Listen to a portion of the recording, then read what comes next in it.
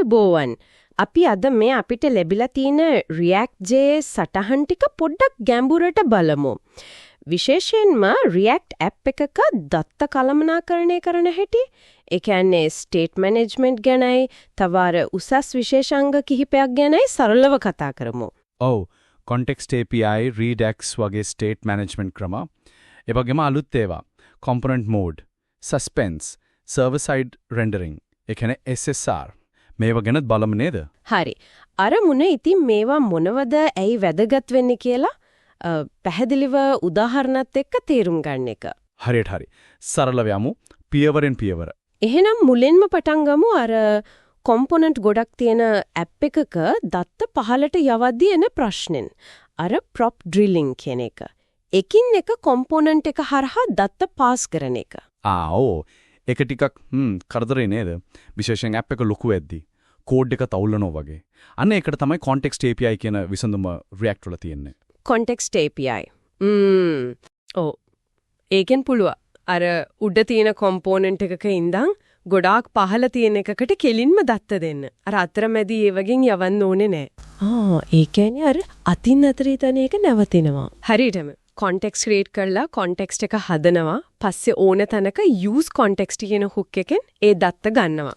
ඒකෙන් එදකොට කෝඩ් එක පැහැදිලි ටෙස්ට් කරන්නත් ලේසියි නේද? ඔව් අනිවාර්යෙන්ම නික performance එකට පොඩි වාසියක් තියෙනවා. මොකද අනවශ්‍ය විදියට හැම component එකක්ම re-render වෙන්නේ නැහැ prop වෙනස් නොවුනොත්. හැබැයි අර නිතර update වෙන දේවල් context එකට දාන එක කොහොමද? ඒකින් performance ප්‍රශ්න එන්න පුළුවන්ද? හොඳ ප්‍රශ්නයක්. ඔව්. context එකේ value එක වෙනස් වුණාම ඒක consume කරන හැම component එකක්ම re-render වෙනවා. ඒ නිසා ගොඩක් වෙලාවට app එකේ theme එක වගේ කලාතුරකින් වෙනස් වෙන දේවල් වලට තමයි context API වඩාත් ගැලපෙන්නේ නිතර වෙනස් වෙන global state එකකට වඩා. හරි තේරුණා. එතකොට app එක ගොඩක් ලොකුයි නම් state එක සංකීර්ණයි නම් එතකොට මොකද කරන්නේ? context API මදි වගේ නේද එතකොට? ඔව් එතනදි තමයි ගොඩක් වෙලාවට Redux වගේ library එකක් ගැන හිතන්න වෙන්නේ. Redux. ඒක කොහොමද context API එකෙන් වෙනස් වෙන්නේ? Redux කියන්නේ JavaScript app වල state කළමනාකරණයටම හදපු ටිකක් බලවත් ක්‍රමයක්. ප්‍රධානම අදහස තමයි centralized store කියන එක. ඒ කියන්නේ app එකේ මුළු state එකම එක තැනක තියෙනවා. එක තැනක. ඔව්. store එකක් ඇතුලේ. ඊට පස්සේ state එක වෙනස් කරන්න පුළුවන් වෙන්නේ අර actions සහ reducers කියන දේවල් හරහා විතරයි. ඒක හරියම predictable.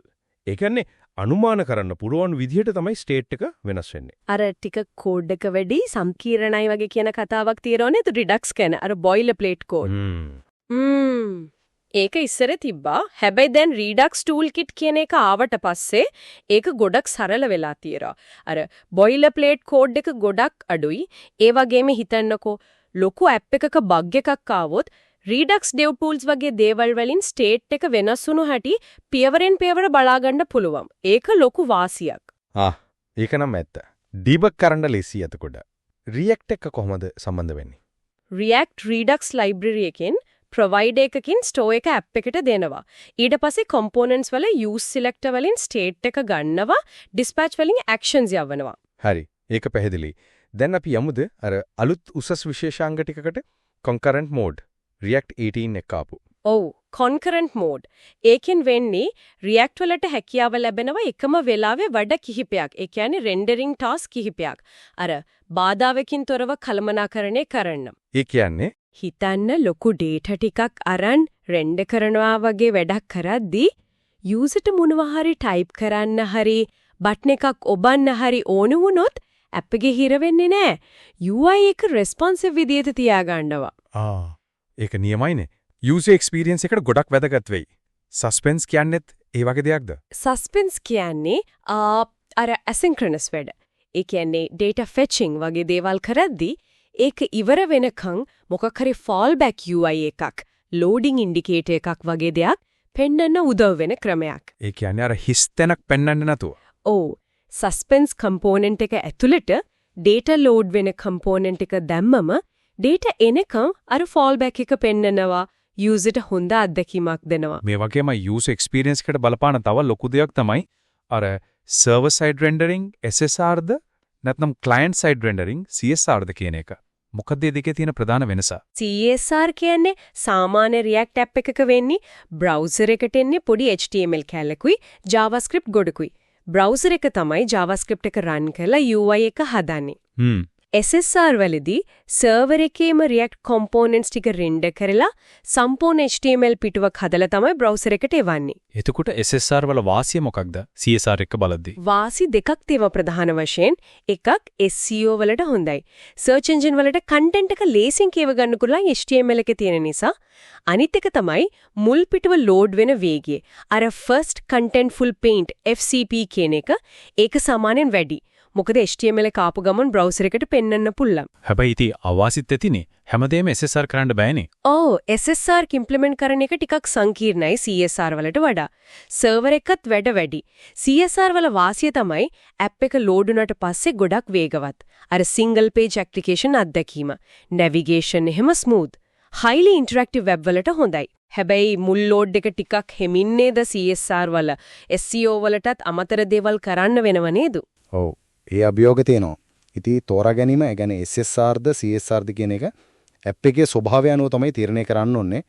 ප්‍රවෘත්ති සයිට් එකකට SSR හොඳයි. හැබැයි social media feed එකක් වගේ interactive දෙයකට CSR හොඳයි. නියමයි.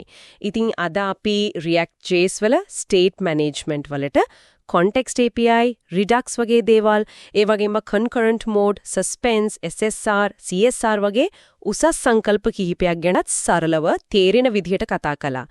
මේවායින් අපි කෝඩ් ලියන විදිහට විතරක් නෙවෙයි, ඇප් එකේ වේගයට අන්තිමට පරිශීලකයාට ලැබෙන අත්දැකීමට කොහොමද බලපාන්නේ කියලා අදහසක් එන්න ඇති. ඔව්. අවසාන වශයෙන් පොඩි දෙයක් හිතන්න දෙන්නම්. අපි මේ කතා කරපු තේරීම් context API ද, Redux ද, SSR ද, CSR ද මේ වගේ තාක්ෂණික තීරණයක්. ඒක ඩෙවලොපර් කෙනෙක් කෝඩ් ලියන විදිහට විතරක් නෙවෙයි, අර ඇප් එක පාවිච්චි කරන කෙනාගේ මුළු අත්දැකීමම කොයිතරම් ගැඹුරට වෙනස් කරන්න පුරුවන් දිය ගැන පොඩ්ඩක් හිතන්න.